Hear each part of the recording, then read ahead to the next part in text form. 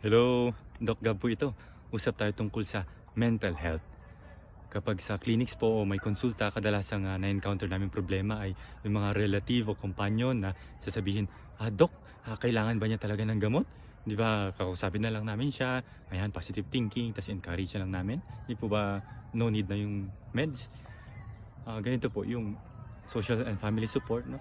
Part po yan nung paggaling, nung recovery nung isang taong may mental health disorder.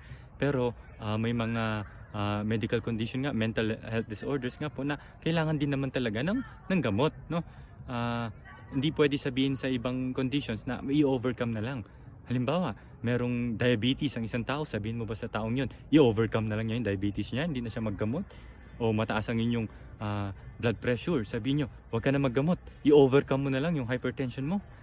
Paano gagaling yung tao na yun, no?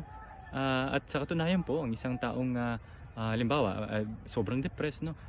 Poor ang judgment niyan, tsaka mahirap yan mapakiusapan, no?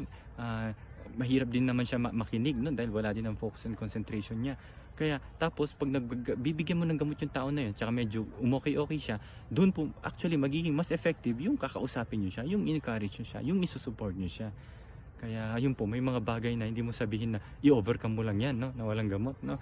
Kasi may mga bagay na kailangan din talaga ng gamutan po, no? Kasama din noon yung family and social support.